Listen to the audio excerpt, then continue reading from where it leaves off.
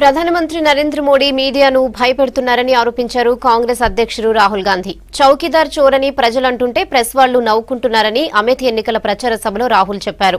Media తన మన్ కీ బాత్ పేపర్లో రాస్తే నరేంద్ర మోడీ దాడులు చేయిస్తాడని భయపడుతున్నారన్నారు. ఈ ఎన్నికల తర్వాత మీడియా ఏది రాయాలనుకుంటే అది రాయొచ్చని, తమకు వ్యతిరేకంగా కూడా రాయొచ్చన్నారు. తాము సత్యం పక్షాన నిలబడతామన్నారు రాహుల్ గాంధీ.